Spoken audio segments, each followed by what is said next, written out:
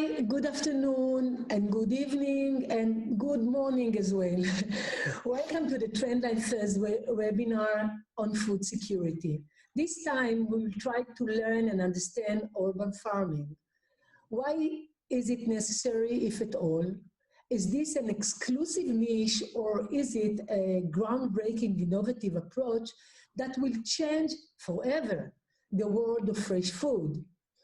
I have an internal struggle with this issue. As a former farmer many years ago, I know that in order to grow crops, you need a field, and if possible, a large one. You need daylight, water, and a lot of luck, and then you pray. As an urban resident today, I enjoy everything that the city like Singapore and Tel Aviv provide, and I don't want to give it up.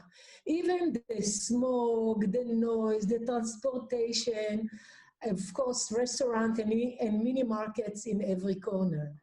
Is it a contradiction?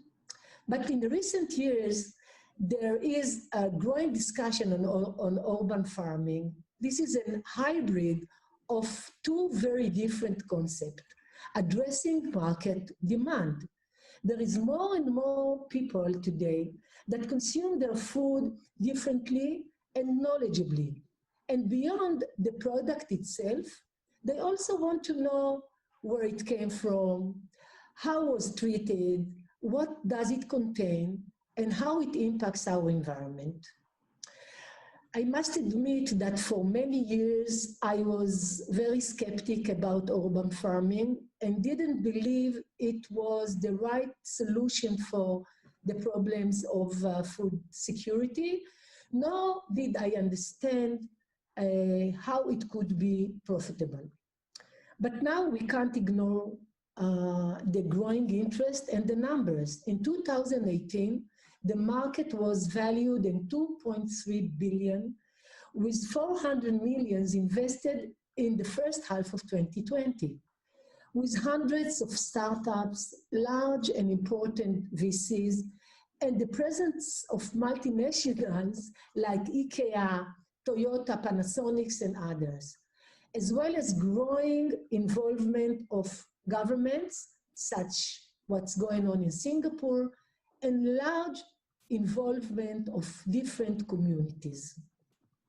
So in order to understand this important issue a bit more deeply, we invited professional and distinguished panelists from the US, Singapore, and Israel to the Trendlines webinar. I'm very honored and happy to have with us Ankesh, Shahara, the CEO and founder of Agrimax venture in Singapore. And Fabian, good morning, Fabian. Thank you for waking up so early. The research and technology development lead in AeroFarms, and Ofer, the VP Business Development of Juganu. So we will start our discussion by each one of you will introduce himself for like 2 or 3 minutes and the company that he presents, and then we will move to the first question. So why won't we start with you, Ankesh, and then Fabian and Ofer. Thank you very much for being here. Thank you, Nitza. Thank you for having me. So I'm the founder and CEO of Agrimax Ventures. We are Singapore headquartered. We have operations across Asia. We operate our own businesses and mostly focused on upstream ag tech, but we also invest in solutions where we can add value midstream and downstream. And one of the projects that I'm involved in is in the precision agriculture or indoor farming in a company called Verde Veggies, which is founded and based out of Singapore. Hi, everyone. Sorry. Hi, so my name is Fabian Schvartsman, and I work at AeroFarms leading our work on how to explore new crops growth, new business models. And yeah, AeroFarms is today considered the leader of vertical farming all over the world. We manage the largest vertical farm, and we've been involved in many of the initiatives that are being led today toward improving and taking this industry one step higher.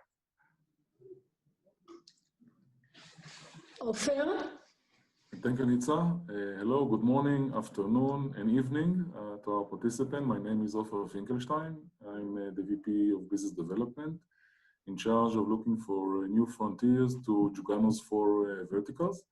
Juganu is in the market since 2006. We own 50 written patents in the US for smart lighting. Smart lighting, which is divided in 4 main verticals. One is the smart city. The second will be commercial and large enterprise. The third is horticulture. It's the growing of food and medical plants indoor and also outdoor in greenhouses. And the last one is the ability to fight pathogens indoor, which includes also the COVID-19 and bacteria, which those are the common pathogens that can be found. All of this is being managed by a secure wireless connection network, either on-premise or over the cloud. And we connect various IoTs and AMRs, including high-definition cameras and AI and BI in order to do many things like face detection, homeland security applications, car plates, growth of plants, looking for pathogens, etc., etc. And we will be a pleasure to answer your questions today. Thank you. Great. Thank you very much, all of you. It seems like we have a different perspective and aspect from our panelists, and I hope that will enable us to cover different point of view on the topics. But let's start with the basic question. When we say urban farming, what exactly does that mean? How many growing methods currently exist in this field, and what are they? Fabian, can you summarize, this information just to put all of us on the same page? And if one of you want to add on that, you are welcome. But let's start with the definition and understanding. Sure. So when people say urban farming, they basically talk about growing produce inside the cities. So it can vary all the way from small rooftop gardens and hydroponic systems that people have at their homes, all the way to large vertical farming facilities. And the reason why this industry is growing in the last few years is because people, as Nitza, as you mentioned before, people are more conscious. People want to have fresher, cleaner, and more nutritious food. Like for example, in the New York area, like if it weren't for the vertical farms and people wanted to eat leafy greens, they would have to ship it all the way from California or Arizona, which are over 2,000 miles away from here. And today, basically with vertical farms, people can enjoy the freshness of a 3 Michelin-starred restaurant that usually have their own indoor farms in their homes, since the food arrives from farm to fork usually in less than 24 hours. So is it always, when you say urban farming, it's necessarily be vertical, or there are, or is it also, the hydroponic, the aeroponic, can you elaborate a little bit about this nuance? Because a lot of people asking, is it always vertical? How we can define between, Ankesh? Sure. Well, I think there's a pyramid. I think there's a hierarchy in terms of technology. As you go up the pyramid, the costs of the technology grow, and then you can go. So, for example, I think the basic urban farms are right at the bottom, which could involve soil, which could be backyard, more recreational, And as you go into a commercial production, that could be in the form of semi-automated greenhouses, fully automated greenhouses. And then as you go higher up, you can have rooftop farming, which could use hydroponics or aeroponics or any of the foundational technology. And then I think at the top of the pyramid is really where it's completely controlled, where the cost structure is higher, but the flexibility is also that much more. Yeah, great. Yeah, to build on that, oh, sorry, go ahead, Ofer. Now, I would like just to complement one thing is if we look about, for one of the domains that we're using in the smart city, we see actually that the urbanic space is a construct of at least 80% of each country. Each country has its, in the cities, concentrate approximately 80% of the people. So in order to get food, fresh and good food inside the city, it takes a lot of overhead in order to do, and truck rolls, in order to take from green fields and from greenhouses, whatever there are in the country. And as long as the country is big, then you have much more cost, and the freshness is not okay, because there are a lot of hands on the fly, and a lot of crops is being actually being bad on this process, in order to take it be fresh and clean for the customers. So so the idea of having it indoor, exactly as Fabian and Ankesh said, it depends on the quantity. And the quality, this is something we're dealing on. The quality is tremendous. You have more shelf life of these goods, the freshness, the nutrients inside that you can control. We'll go to that further on in our discussion. My aim in this question was really to understand all the terms, because you hear the vertical, the indoor, the urban, the there is a little bit of maybe confusing information. And I think that the most importantly is the moving from the horizontal, that, on the crops, the field crops, to the vertical and indoor, much more controlled environment. This is in general describe the change or the movement from open field to urban farming. Is that correct in general? Yeah, you see, we have less land to put the crops, and less water. And people to feed are growing tremendously. The United Nations appointed approximately 10 billion people to feed in 2050, which means that we need to be much more precise, much more efficient in how we produce proteins and new growth. Yeah, and the big question that I will raise and raised before is urban farming the answer. But let's continue with our question, and I would like to go back to you, Ankesh. Singapore is a classic example which showcases the need of maybe urban farming, because it is a crowded city with no urban land at all, and it possesses a national strategic mission to increasing its food security level by becoming much more self-sufficient.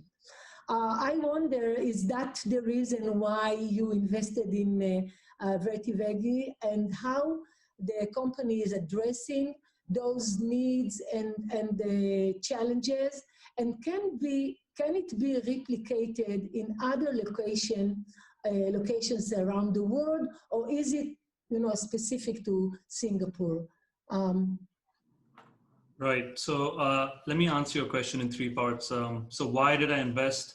So I've been in Singapore since 2008, and for me, I've been working on food and agri projects, especially in smallholder farms since then. But when the opportunity to do something agriculture related within Singapore came up, I was very excited, and it was something that I had a chance to get involved in and contribute back to the landscape of Singapore. Incidentally, at the same time, I was also looking at a food traceability program. I was trying to, through my network of farmers in Asia, I was trying to set up an organic farming sourcing program. And the more I got into that and I looked at the grassroots of connecting those dots, the more challenging I found it to be. And so when these two things happened at the same time, I looked at controlled environmental farming, and And of course, like everyone, especially you, I understand that you're also very skeptical, and I was too, of the costs. But I believed in the value proposition so much, and I felt that the costs are something. If I don't get into it at a deeper level, I won't be able to solve the problems which are seemingly visible on the surface. So, and I enjoy the challenge. So that's why I got involved in the company. And I am spending a lot of time in dealing with these issues as we go along. So as far as Singapore is concerned, it is, since I've been here for 12 years, it checked all the boxes. I know my networks are here. It's a good environment to be able to test bed. And the platform that VertiVeggies provided to me allowed me to get into the weeds and be able to get the government support and align ourselves with what the government is wanting us to do. So for us, it's very important that that recently the vision for 30 by 30 came up, and as we go along, we also want to play a bigger part in that. I think the pandemic coming up just made things very real for everyone, in a very short amount of time.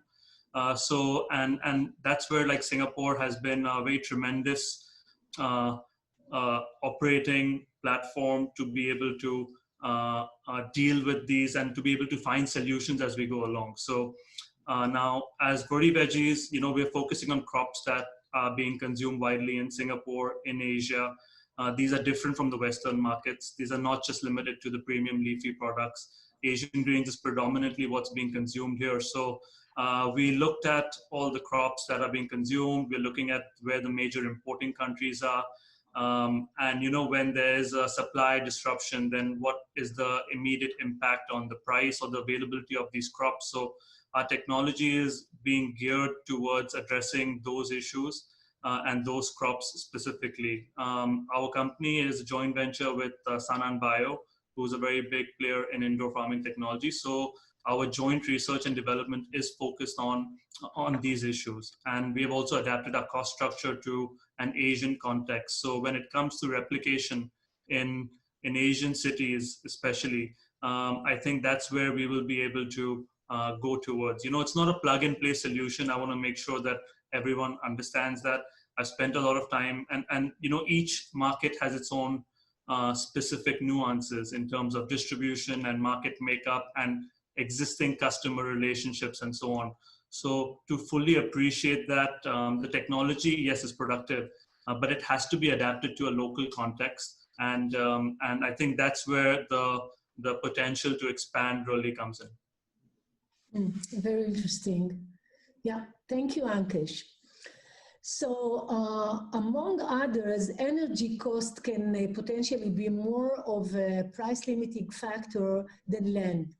So if vertical farms cannot ultimately grow crops cost effectively per units of energy, it may not be prosper, even though the cost of LED lighting system is widely expected to decline.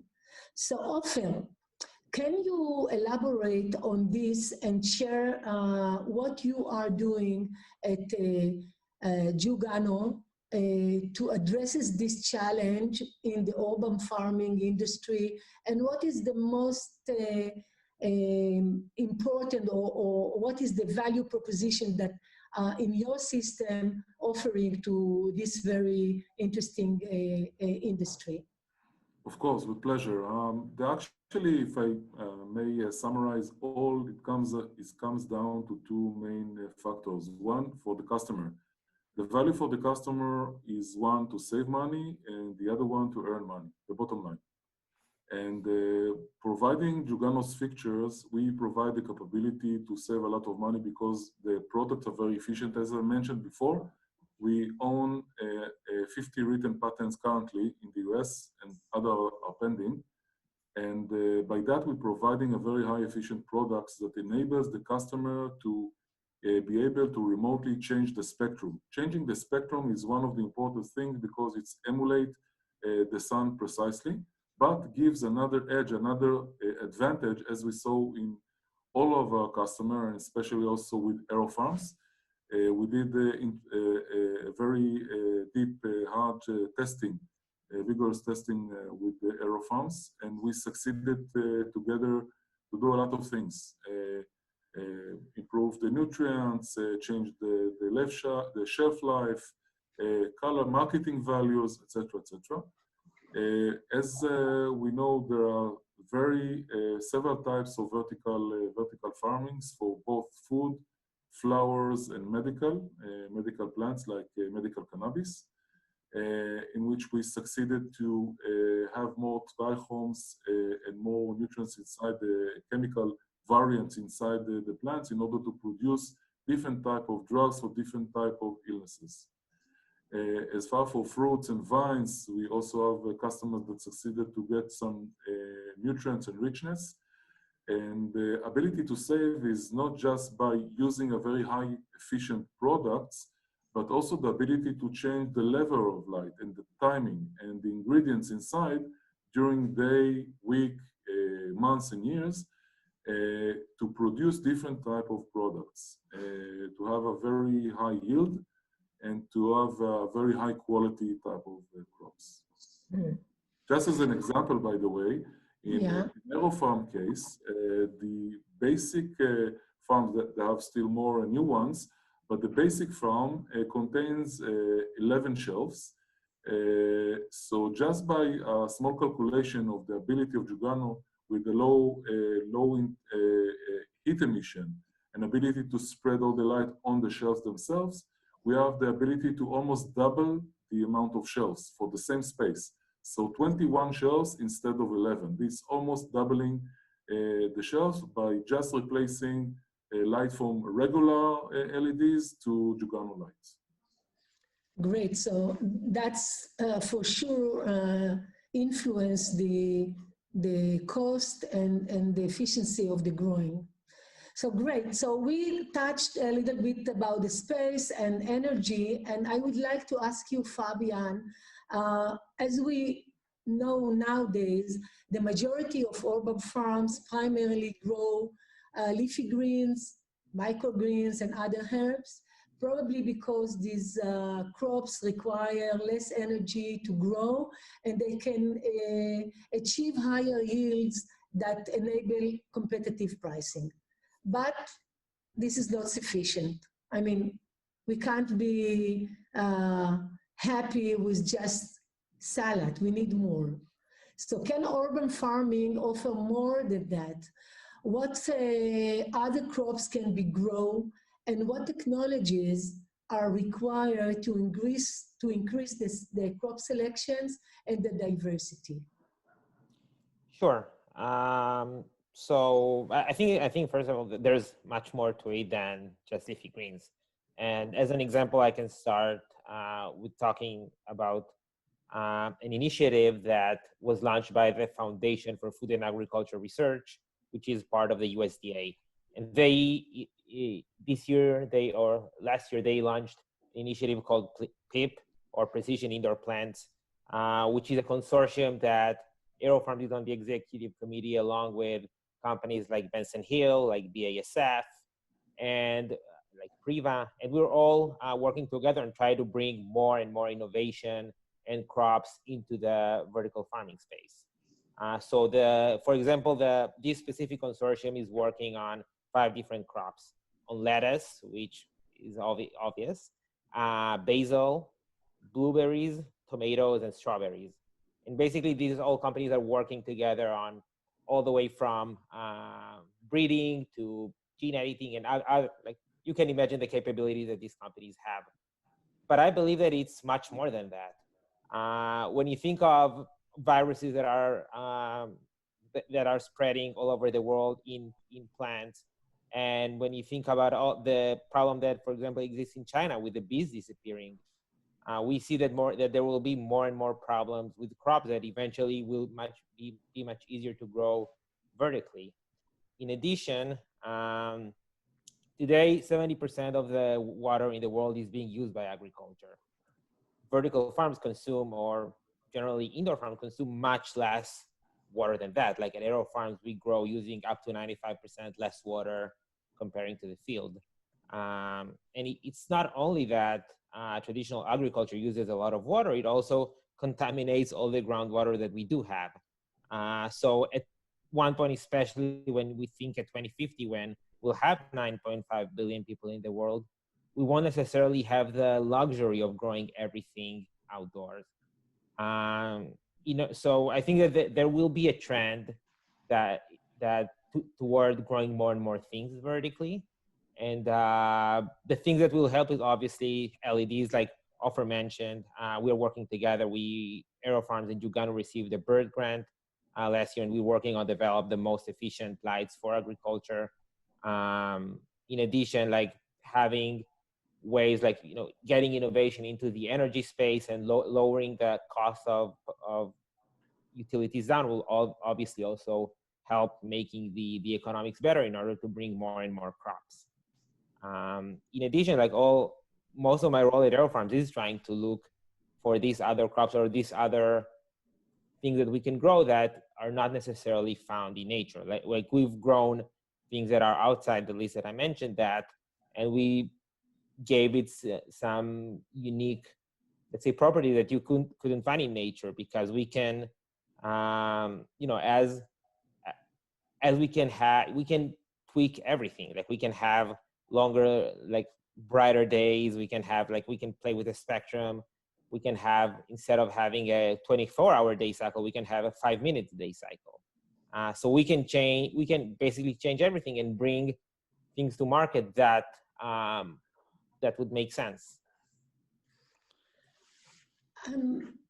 I would like to exaggerate, okay, to take it to the as far as I can. So,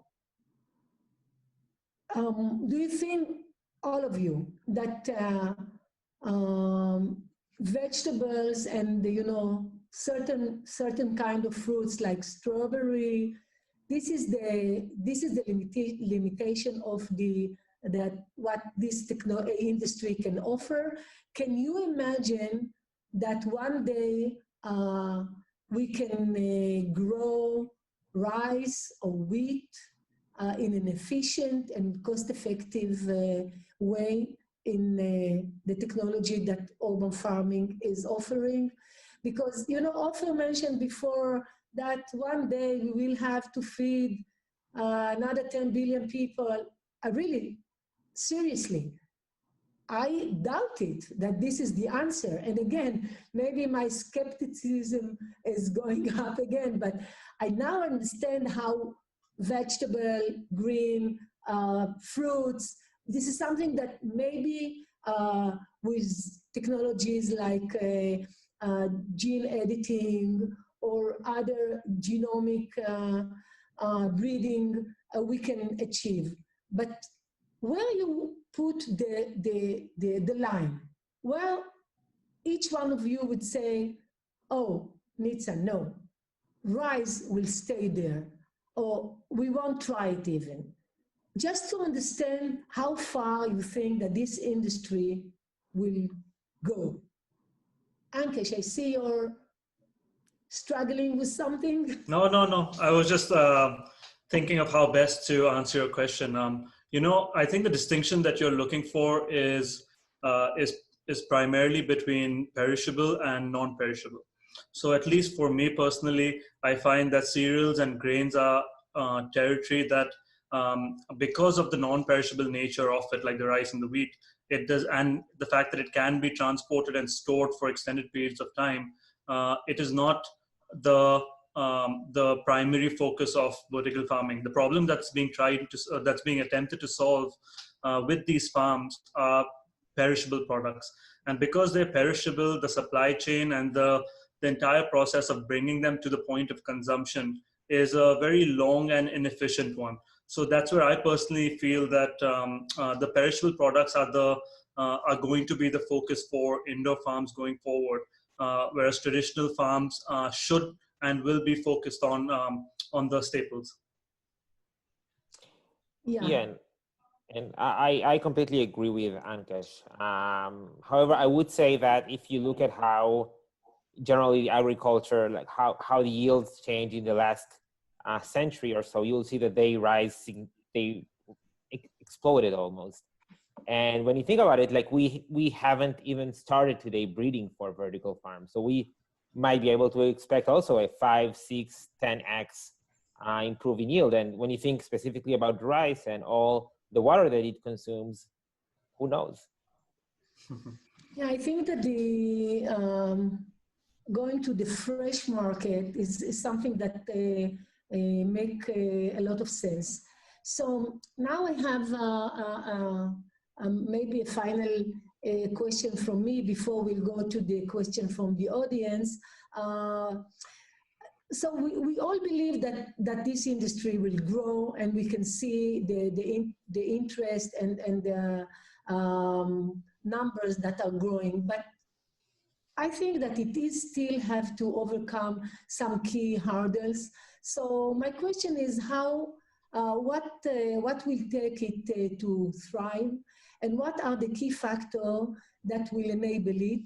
Is it technology, scalability, capital, government support? And where will the urban farming space be in 30 years from now? Okay, I'll take the first stab at that.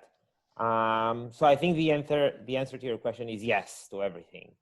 Eventually, I do think that looking 30 years from now, probably we will see more and more vertical farming penetrating more and more into the space. We'll see growing most of the fresh crops. I don't think, for example, that we'll start growing trees. Like we won't have vertical farmed apple, because that would be too much of a hassle, and it's something that grows pretty well in the field and can be stored for longer times. But I do see how the industry becomes bigger and bigger. Maybe the population will rely more on that. Like, if I think that it's something we can't even, like, it will grow to spaces that we don't even perceive it yet. Like, maybe, who knows, maybe we'll start having a mission in Mars and we'll have everything there grown on vertical farms. And in order to do that, like, I think that, yeah, it requires government, it requires, I mentioned, technology, lowering the cost of energy. And yeah, and like even being more creative and thinking of more processes and try to bring more of the sharpest minds of the world to tackle agricultural problems. And one thing, for example, that we do with that is that today, like actually the first farm that AeroFarms built was a farm in a school. And so we are in Newark, and we are trying to bring that innovation, try to spread it as much throughout the community, not only for sale. Like, for example, last week it was announced that we will build 10 small farms in Jersey City, which is a city pretty close by. But the goal there is not to produce significant amounts of food, because these small farms won't be able to do that, but rather help the community have getting exposed to agriculture, getting exposed, and specifically to indoor agriculture, getting a taste of what it means to produce really fresh and delicious and nutritious food. And so I think that all this, like education with the improved technology, with government help, eventually will help this industry to boom.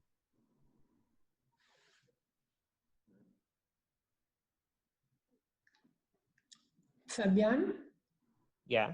Okay, I thought that you are disappearing. Thank you. No. Ofer, can you imagine or, see what will be the next jump in the energy lighting technology that really open more route for this industry to be achievable,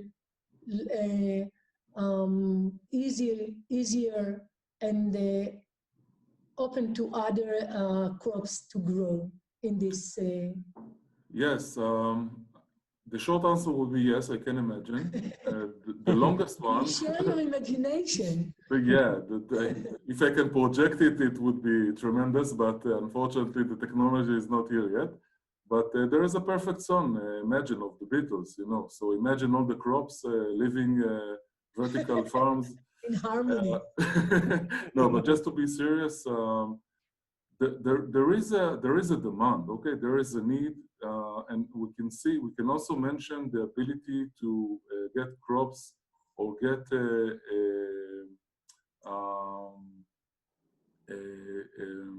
get the nutrients and to get the food, not just from cow or not just for meat, but also meatless products, which are basically comes from vegetables, growing vegetables. And we know that there is a problem out there because of the hail, because of the wind, because of the cold, because a lot of issues of land, availability of land and water, fresh water, etc., etc. But the main idea is to be able actually to take whatever size, if it's the size of AeroFarms, or it will be even on a much smaller scale, like containers that we see, and we have some vertical customers that grow inside containers. And by the way, the next spaceship of SpaceX is going to take Juganu's technology in order to grow food. This is something which is from the last couple of days. And the ability is not just to be able to tune the light and control the nutrients and have some smartness. The ability is to have a turnkey solution, automated solution. Because if you need to grow in vertical farms, you need so many people, it will not be cost efficient. The ability to provide you with something automatic, this is the target. The ability to have as much as automatic as you can in order to have a variety of food. And as Fabian mentioned, yes, you wouldn't feed citrus or apple trees, it would be too tedious, but there are a lot of food or food which is required, like leafy green and vines and other type of crops which are required. And this direction goes not just inside the cities, but also in some remote suburbs. What I can tell you that we see due to this COVID-19, as I see that my neighbors started to grow food inside the backyard. Because they're scared to go outside, because it's much more fresh. People would like to get a higher quality, good food, nutrition is very close. So having a small farm, even in your house, and there's examples like a very small greenhouse of 3 to 9 shells divided in between to grow a variety of foods, and the ability to tune each one of them and to click the button, and then you see it grows, and you can chop it and have a great food, nutritious food to eat. Then yes, I can imagine this future, which is coming very, very rapidly to a lot of locations worldwide. Ankesh? All right, so I'll answer your question on the key factors that can drive this, and maybe I can sum up with where the urban farming space will be. So the way I look at it is similar to what Fabian said. I think has to do with all factors. Everything has to, all the 5 factors you mentioned have to play a part. So technology, we're at the start of the technology curve. There is a lot of innovation left to be done. Whether it's gene editing or breeding specifically for indoor farms, or whether it's a nutraceutical or a specific phytochemicals that you're looking to target. I think technology is very early stage, like at the start of any sector. The second is the regulation. I would say the regulatory awareness will bring down the cost of construction of these farms. And I'm seeing that across many different countries. I think once people start to understand and appreciate what it is, then more minds will come towards it to be able to lower the cost to make it more attractive as a solution for their cities or countries. Scalability, yes, because that will ultimately bring down the cost of production, which is very important to be able to stay competitive. I think the high cost producers will get priced out. The low cost producers will survive, as with any industry.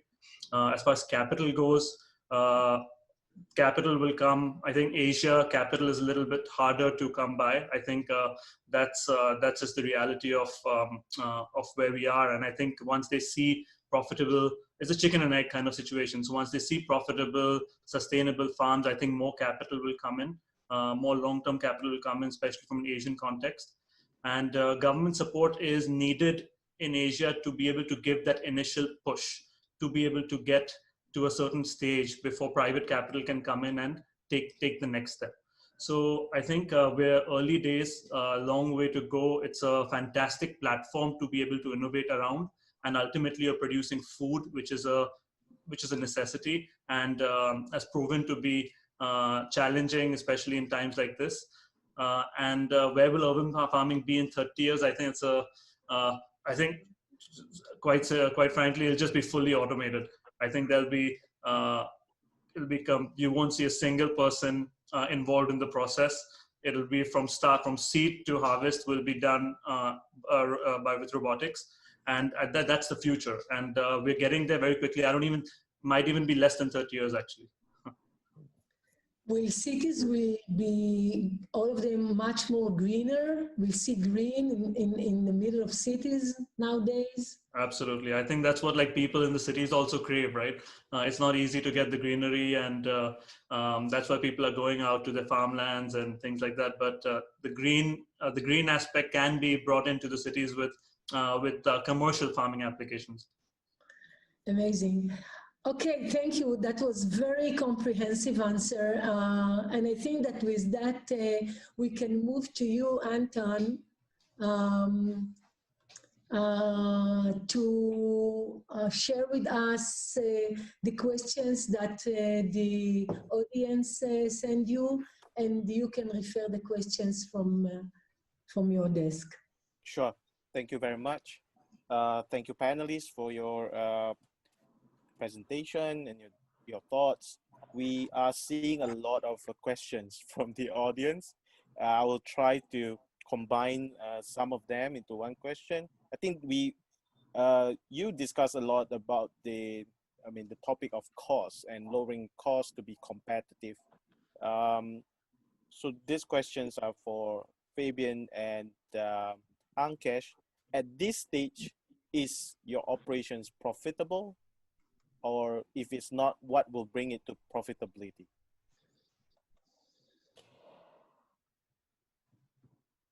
Well, I think the answer is a bit more nuanced than that, because there are different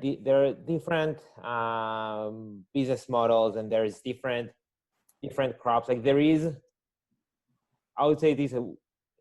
I think that eventually we understand how to get to profitability and how to make a really good and successful business out of it, which is how we were able to raise over $100 million last year. Okay.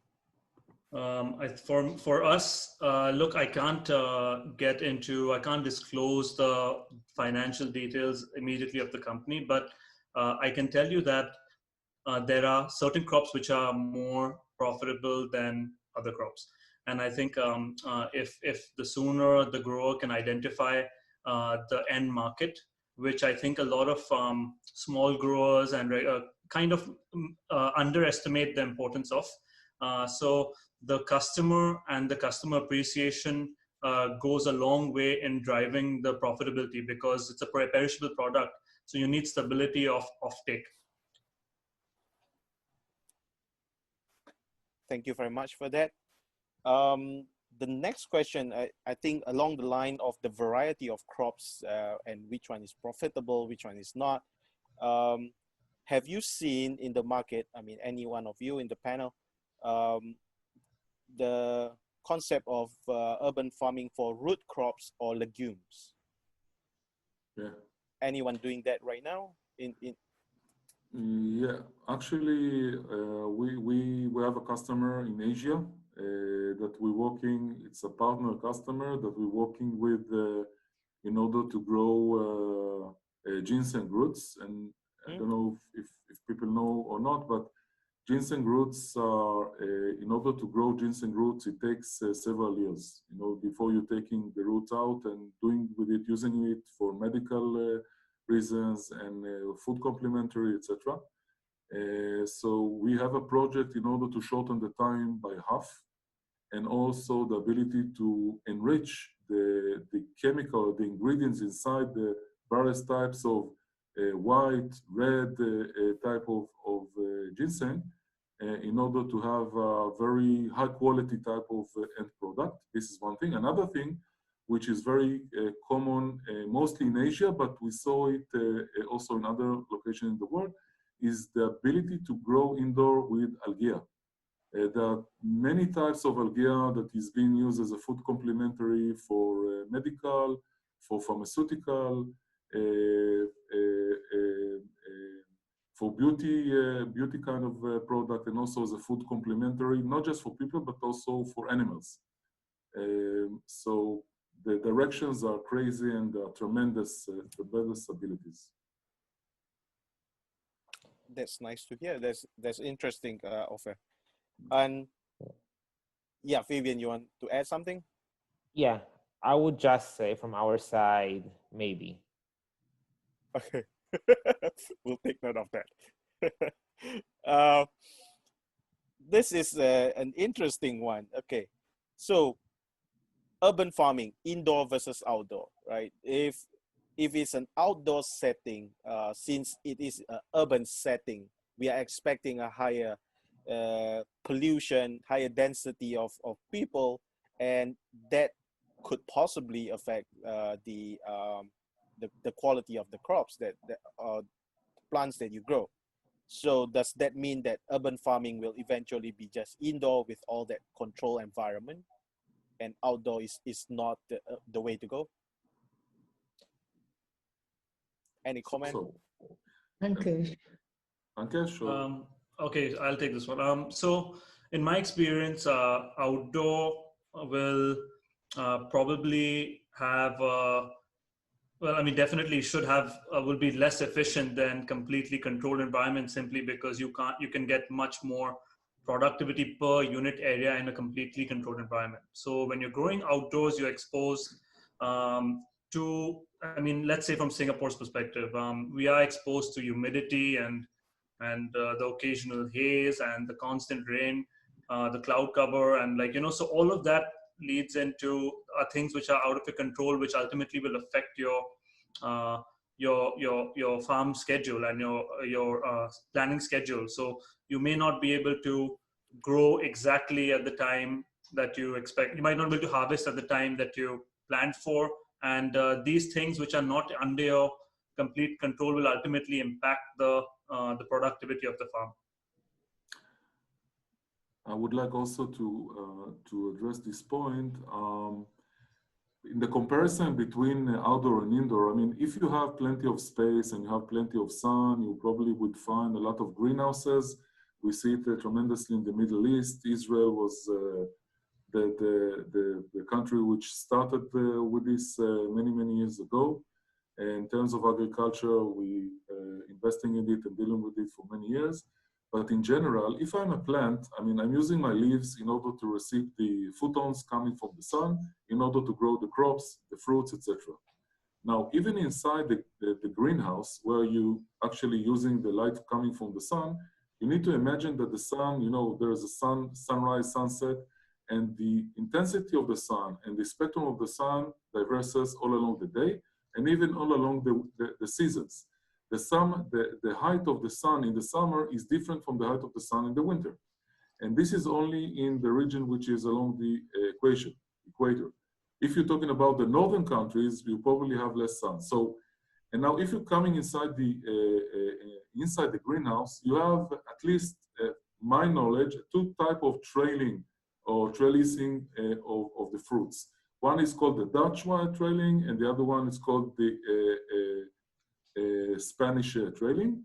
But in those two types where you have all the plants grow to the height, in the middle, you don't have any sun inside. Even if you're talking about a very strong type of sun, 2,000 watt per meter in the middle of the summer in Israel, for instance, even though inside you don't have a lot of sun, which means that you have less amount of crops. So to tackle this sort of reason, we use a special type of lighting, which you can interleave inside the trailing. And then you have much more fruits that are growing inside for the same amount of water, the same amount of space.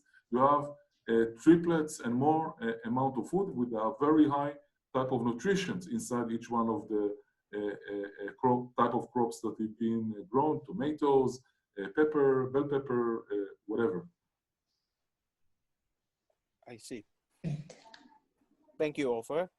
And I think this is a question more for Ankesh and Fabian as a farmer. Can you qualify the vegetables or the crops that you grow in the indoor farming as organic? So in the US, it's a bit complicated. There is a large organics lobby that is actually very much against calling everything that is grown, say hydroponically or aeroponically, as organic, because you can say it doesn't use any soil. So even though we, at some point we were toying with calling ourselves something beyond organic, because we do deliver like a food that is no pesticide, which is better than what organics do, fresher and more nutritious. Like when you compare the amounts of vitamin C and vitamin A that our produce get versus like the regular USDA recommendations, like we are going through the roof, like 4x vitamin C, 1.5x vitamin A. So I think that we are in many aspects beyond organic, but even if we use everything organic in our system, we couldn't have called it organic.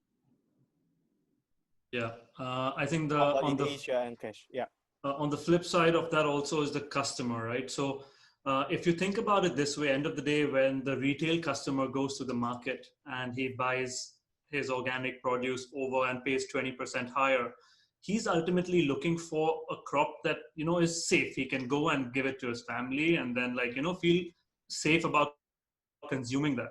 And I think that's the sentiment which is ultimately what we are also looking to target, keeping the regulatory aspect aside, like Fabian said, because ultimately there's no pesticide use in these crops. And if you look at the complex organic collection process, there are so many regulatory hurdles with organic as well in terms of conversion and farms next to it and handling and then rehandling. Those are also, even though it might be called organic, you really ultimately can't be sure whether that product is fully safe to consume also. So when we're looking at a hydroponically grown product, it's ultimately it is free and devoid of any pesticides, and I think that's the what the customer wants. And when the different lobbies, the hydroponic lobby or the organic lobby, finally align and see eye to eye, then we'll have a certification and we'll go apply for that certification. Okay. Well, as long as we know that it's safe for consumption, I think that's the most important, right? And again, it's traceable.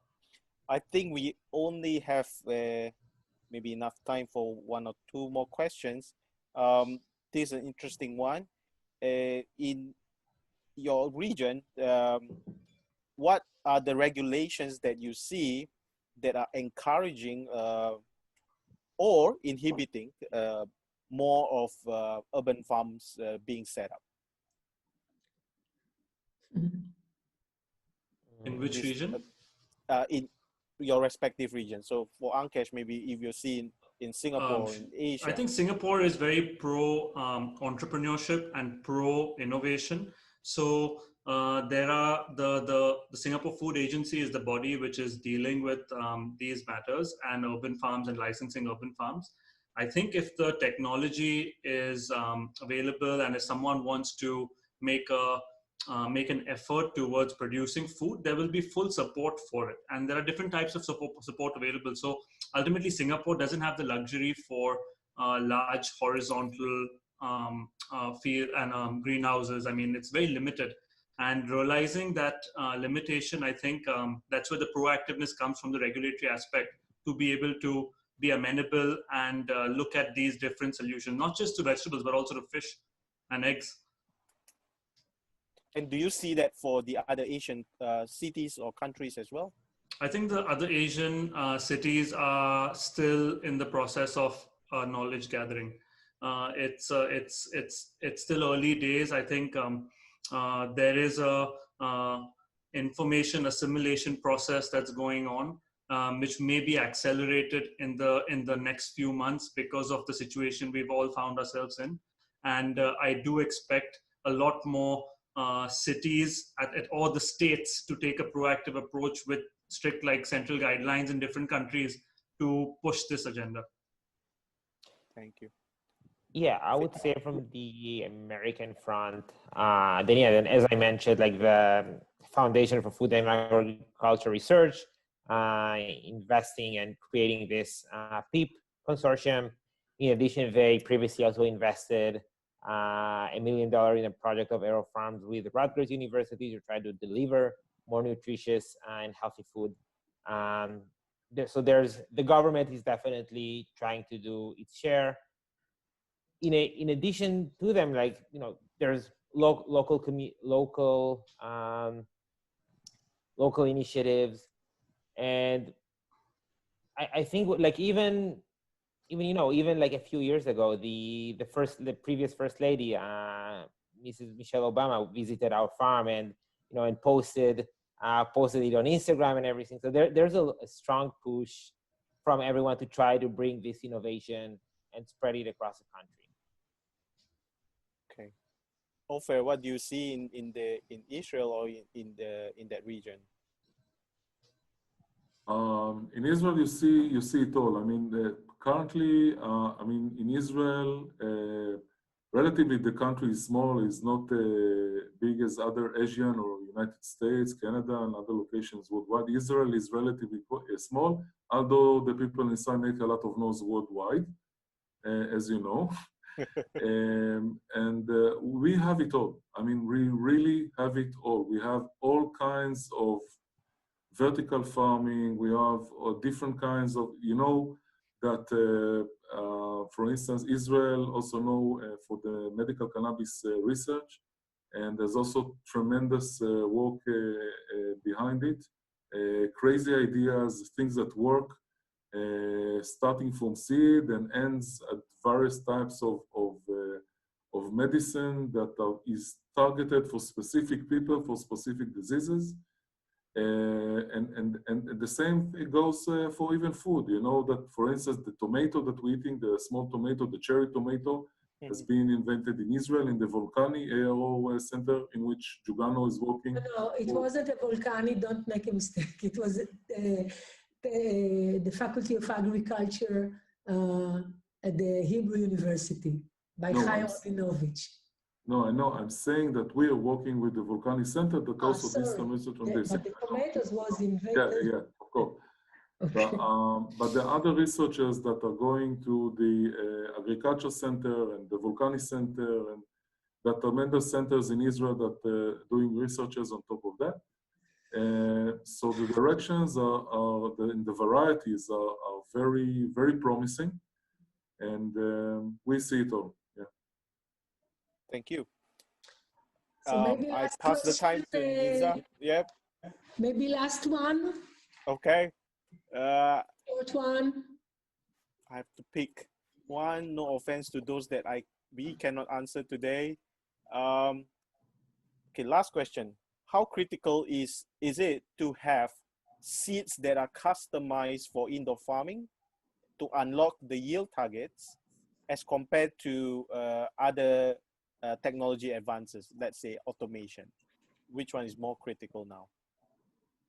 I think that's a great question.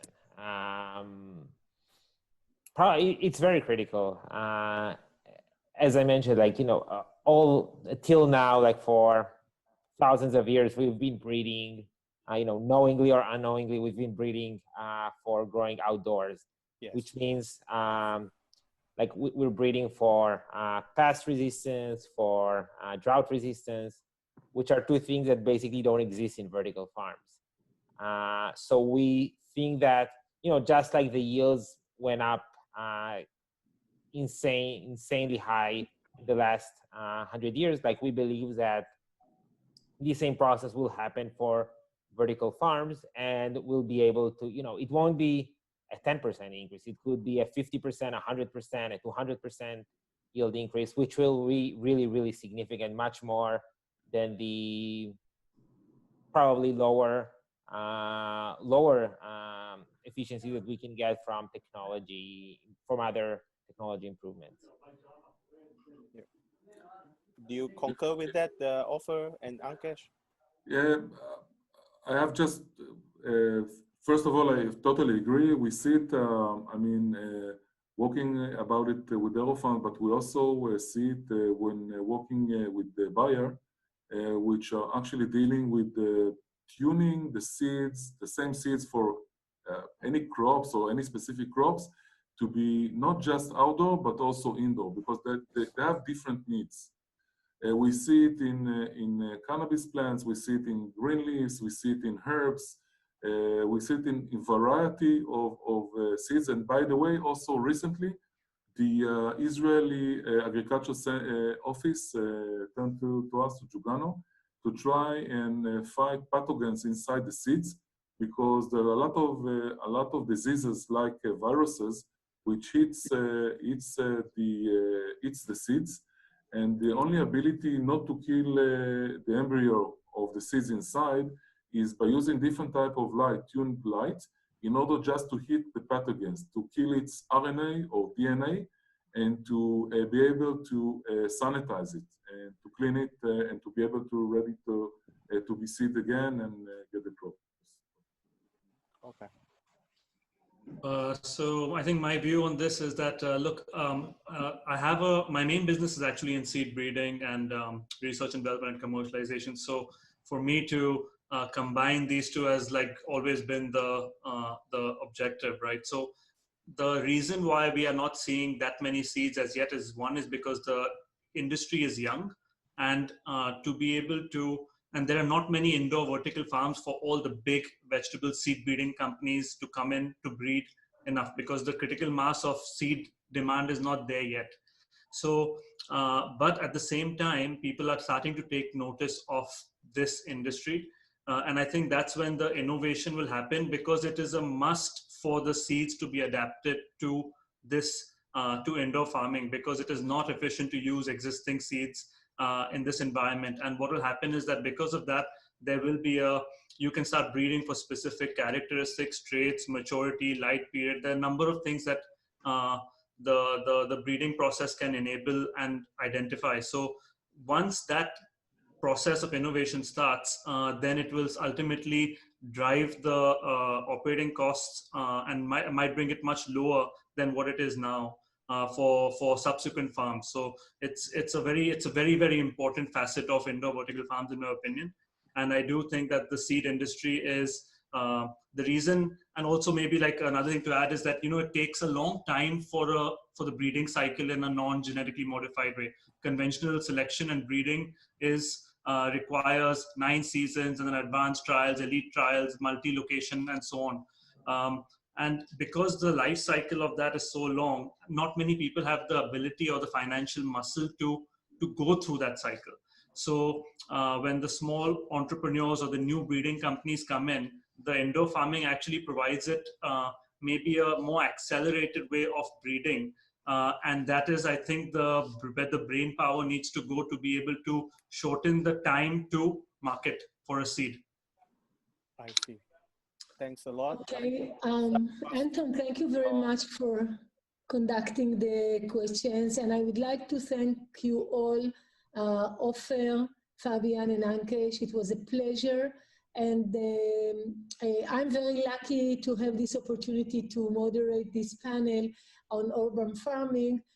Maybe now, after I became much more knowledgeable in this area, we will, at the Trendlines Agrifood Fund, consider to invest, if it is not too late, in urban farming. So thank you very much, and we hope that we will continue our discussion. Thank you very much, all of you.